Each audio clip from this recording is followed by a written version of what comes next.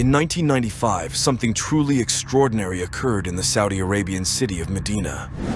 This remarkable incident came to light 25 years later, revealed through a letter from 2020 detailing an event that challenges the limits of our understanding. This is Masjid an-Nabawi, the Prophet's mosque in Medina, the second holiest mosque in Islam after the sacred mosque in Mecca, as it houses the tomb of Prophet Muhammad. The first two caliphs, Abu Bakr and Omar, are also buried here.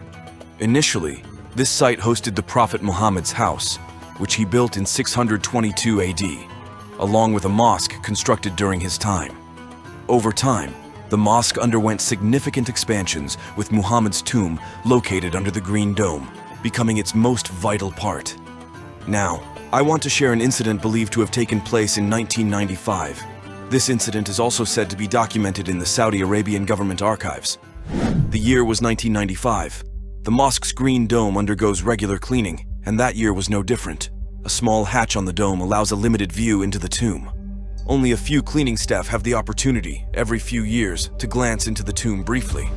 One cleaner, during the cleaning process, looked through the hatch and discovered a dead bird next to the messenger's grave. He immediately informed the authorities about his finding. Given the tomb's status as a sacred site, accessible only from below with difficulty, the authorities deliberated on how to remove the dead bird.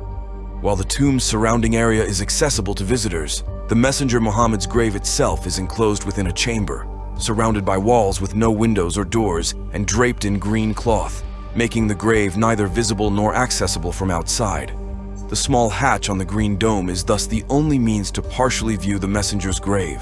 After consulting with scholars of the time, a decision was made to lower a delicate 6 to 7-year-old child who could follow instructions and take care of themselves through the hatch with a rope to retrieve the dead bird. This unique operation prompted many families to volunteer their children, asking the authorities to choose theirs.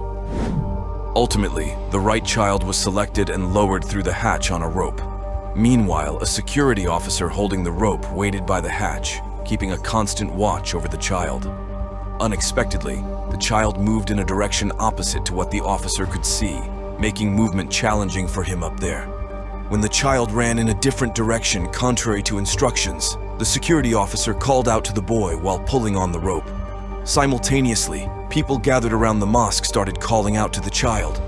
The situation quickly became chaotic until the officer realized the rope was pulling through and the boy became visible.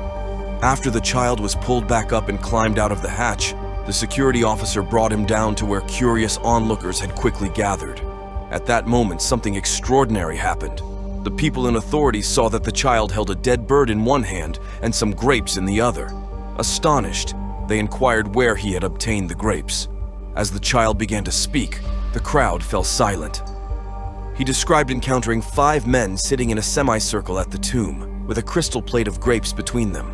The onlookers exchanged astonished glances as the child continued, saying one of the men, of beautiful appearance, asked for his name. Upon learning the boy's name, the man introduced himself as Muhammad.